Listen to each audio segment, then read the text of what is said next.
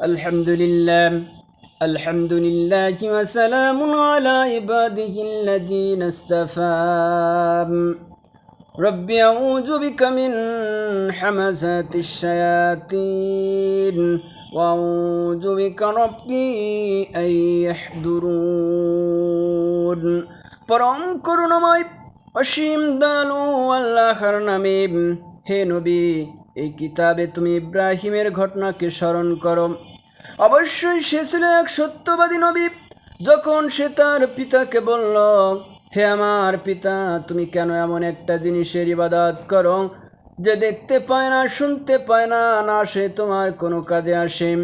হে আমার পিতা, আমার কাছে আল্লাহ তাআলার সৃষ্টি রহস্য সম্পর্কে যে জ্ঞান এসেছে তা তোমার কাছে আসেনি।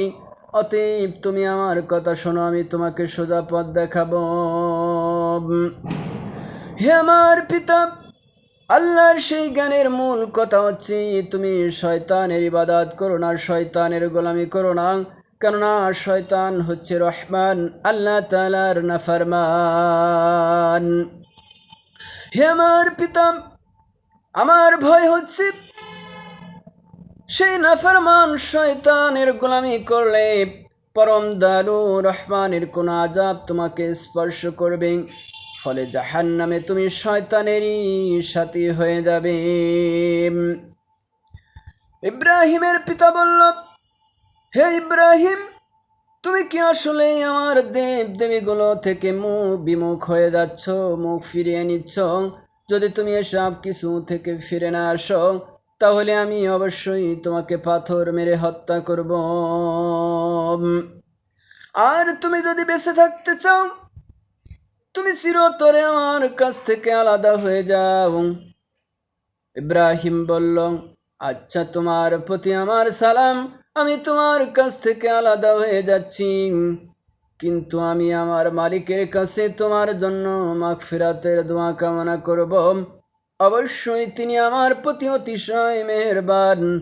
আমি তোমাদের কাছ থেকে আলাদা হয়ে যাচ্ছি এবং আল্লাহ তাআলাকে বাদ দিয়ে তোমরা যাদের ডাকো তাদের সবার কাছ থেকেও আমি আলাদা হয়ে যাচ্ছি। আমি তো আমার মালিককেই ডাকতে থাকব। আশা করি আমার মালিককে ডেকে আমি কখনো ব্যর্থ হব না। অতঃপর যখন সে সত্যি সত্যি তাদের কাছ থেকে পৃথক হয়ে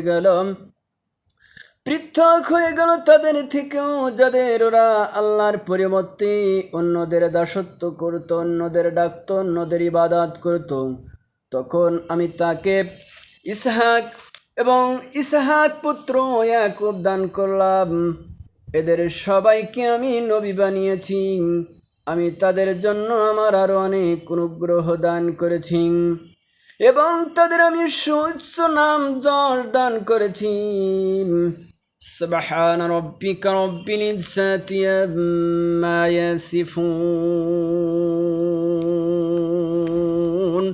ওয়া সালামুন আলাল মুরসালিন